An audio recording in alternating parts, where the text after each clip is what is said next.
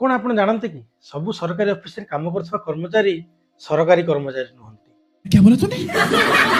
सेमानक मध्यरु किछि outsourcing staff अटंती। एमाने घरर सेही बड़ पुओ जो मानक ऊपर समस्त दायित्व थाए किंतु साबा जी सबु काम थाए किंतु इज्जत न थाए।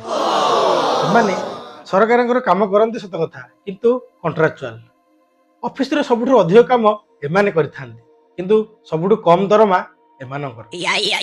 सबु काम टाइम रे करंती किंतु सैलरी पाई कौनसी टाइम नहीं। सत कहबाकू गले प्राय सरकारी कामर अधारु अधिक काम एमाने करंती। एमानक पई ही सरकारी सिस्टम स्मूथली चले किंतु छुट्टी कथा कहिदेले छुट्टी no work no pay option टा ऑटोमेटिक एक्टिवेट हो जाए। जेतेबेले same work same pay demand करा जाए सेतेबेले system error not found. Office रे जो वर्ड गुडा जाए अर्जेंटली इमीडिएटली इंपोर्टेंट एएसएपी माने एज सुन एज पॉसिबल सबू एमानक ऊपर अप्लाई करा जाए किंतु जेतेबेले एमानकर सैलरी एक्सपेंसेस बिल रिइंबर्समेंट आसे सेतेबेले डिक्शनरी सब वर्ड गायब हो जाए।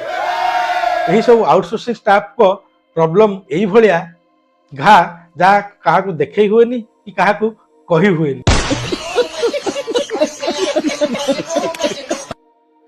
आउटसोर्सिंग स्टाफ कौन से ऑफिस एम्प्लॉय नुहंती से माने होचंती लेबर। कम से कम डेली वेज बेसिस तो रख। बात तो सही है। जदि आप किए सांग एमती आउटसोर्सिंग स्टाफ रे काम करुचंती एवं ए सब प्रॉब्लम को फेस करचंती ताल ताको ए वीडियो टी शेयर कर दियंतु एंड कमेंट करंतु आउ कोन कोन असुविधा आपण फेस करचंती।